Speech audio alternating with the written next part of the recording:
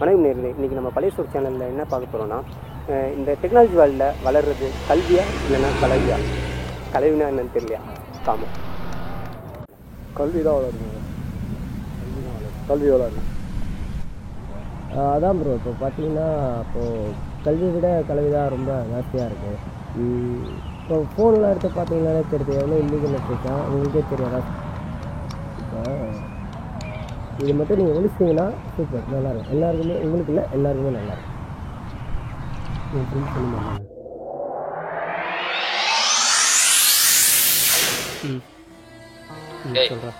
வீட்ல தானே இருக்க? டேய் வேலைக்காரி வருவா, பாத்திரத்தை மட்டும் தேய்ச்சி வச்சுட்டு போறா, ரூம் க்ளீன் பண்ணுறேன். புரியுதா? ஹலோ, கேக்குதாடா? பாரா, நம்ம சாயங்காலம் போய் சரக்கு அடிக்க போறோம். எங்கேயாச்சும் போனா கொண்டுருவேன். சொல்றேன், இப்போ கரெக்டா வந்து நிக்கிறேன். ஓகேவா?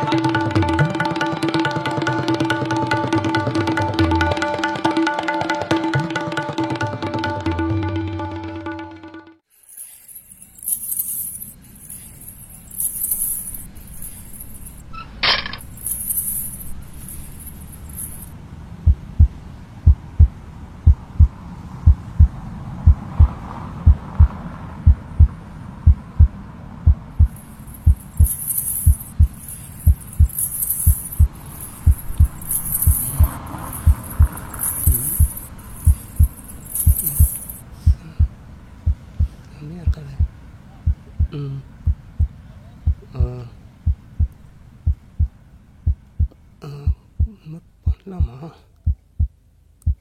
பயமா இருக்கு. ஓகே, ட்ரை பண்ணி பார்க்கலாமா?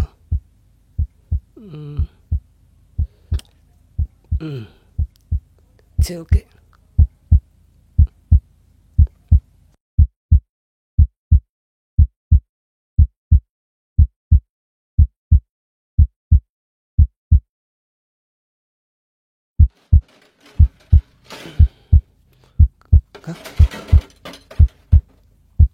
அக்கா அக்கா, அம்மா பாத்திரத்தை மட்டும் கழுவி வைக்க சொல்லல, ரூமையும் க்ளீன் பண்ண சொன்னாங்க.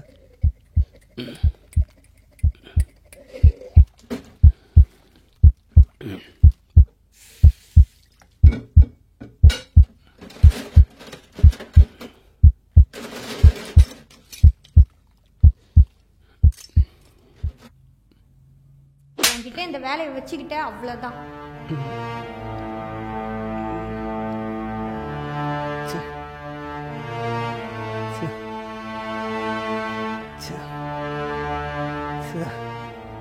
நான் இப்படி பண்ணேன். என் அம்மா கொடுத்து என்ன தெரியுமா? சே சே சே. Hello, Moto.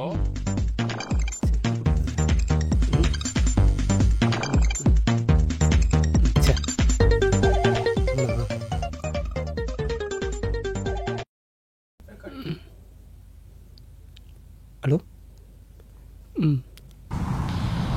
ஓகேடா, வெயிட் பண்ணிட்டு இருக்க. வாடா.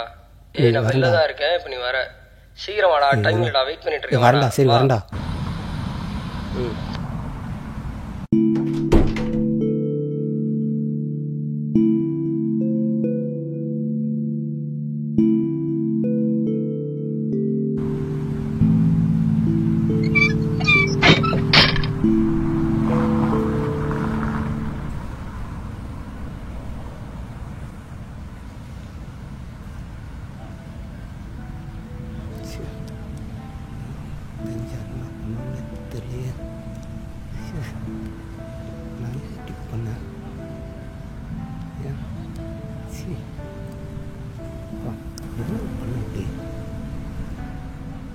எதனால் இப்படி பண்ண?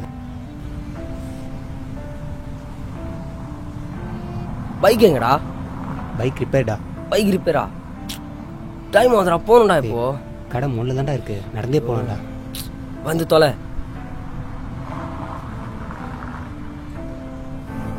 இந்த கலவின்னு பார்த்தீங்கன்னா நிறையா வெப்சைட் பார்த்தீங்களா, முதல்ல இந்த வெப்சைட்டை ஒழிக்கணும்.